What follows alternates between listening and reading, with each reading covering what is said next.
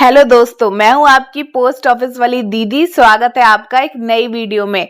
आज हम बात करेंगे क्लॉज 46 की, arrangements for delivery of over value articles at non delivery town post office. Non delivery town post office में अधिक मूल्य के लेखों की वितरण व्यवस्था।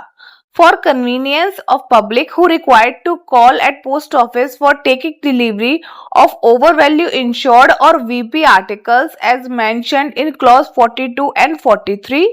इसका मतलब है जनता की सुविधा के लिए जिन लोगों को अधिक मूल्य यानी कि ओवर वैल्यू वाले बीमित यानी कि इंश्योर्ड या फिर वीपी यानी कि वैल्यू पेबल लेख लेने के लिए डाकघर आना पड़ता है, उन्हें पहले से ही सूचना दी जाती है। तो जो प्राप्त करता है उसे इंटीमेशन भेजी जाती है ताकि वो सुविधाजनक समय पर डाकघर आकर अपनी डाक प्राप्त कर सके।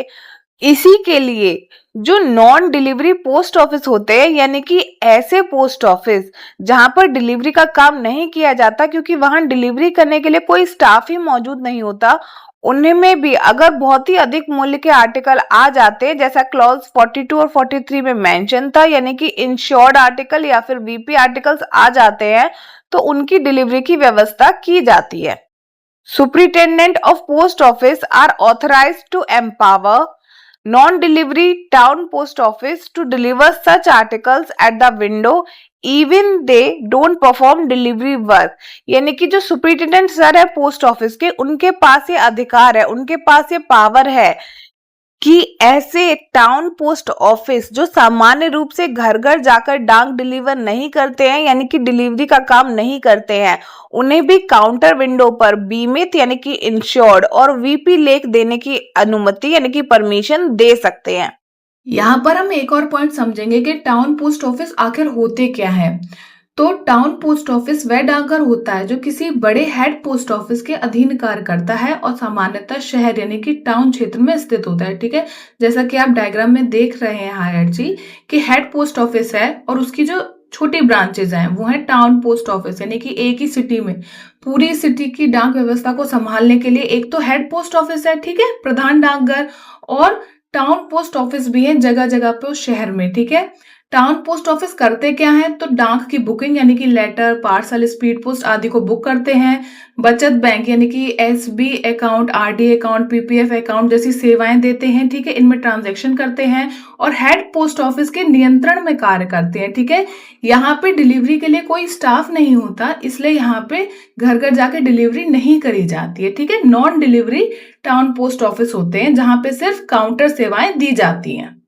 अब हम ये बात अच्छे से समझ चुके हैं कि कुछ पोस्ट ऑफिस होते हैं टाउन पोस्ट ऑफिस जहां केवल बुकिंग या अन्य कार्य होते हैं, वहां पे डाक का वितरण नहीं होता है, लेकिन जनता की सुविधा के लिए डाक अधीक्षक चाहे तो ऐसे पोस्ट ऑफिस जो सामान्य रूप से डिलीवरी नहीं करते हैं उन्हें भी काउंटर पर इंश्योर्ड और वीपी आर्टिकल्स देने का अधिकार दे सकते हैं।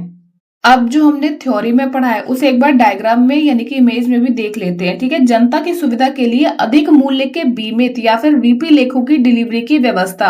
डाक अधीक्षक यानी कि सुपरिटेंडेंट ऑफ पोस्ट ऑफिस को ये अधिकार है कि वो ऐसे टाउन पोस्ट ऑफिस जो सामान्य रूप से घर घर जाके डाक वितरण यानी कि डिलीवरी का वर्क नहीं करते हैं उन्हें भी काउंटर विंडो पर इंश्योर्ड या फिर वीपी लेख देने की अनुमति दे सकते हैं। हम इंश्योर्ड आर्टिकल्स के बारे में पढ़ चुके हैं क्लॉज 42 में और वीपी आर्टिकल्स के बारे में पढ़ चुके हैं क्लॉज 43 में, और यहाँ बात करी जा रही है उन आर्टिकल्स की जो इंश्योर्ड है या फिर वीपी आर्टिकल्स है और उनकी वैल्यू ज्यादा है। तो टाउन पोस्ट ऑफिस में जैसा कि इमेज में दिख रहा है वहां पे इनकी विंडो काउंटर पे डिलीवरी हो सकती है। ठीक है, अगर डाक अधीक्षक जनता को सुविधा देने के लिए इन टाउन पोस्ट ऑफिस को ये अथॉरिटी दें तो। अगर एक लाइन में कहूं तो डाक अधीक्षक यानी कि सुपरिटेंडेंट सर को अधिकार है कि गैर डिलीवरी टाउन पोस्ट ऑफिस को काउंटर विंडो से वितरण की अनुमति वो दे सकते हैं जनता की सुविधा के लिए। इस वीडियो में इतना ही। अंत तक देखने के लिए आपका बहुत बहुत शुक्रिया।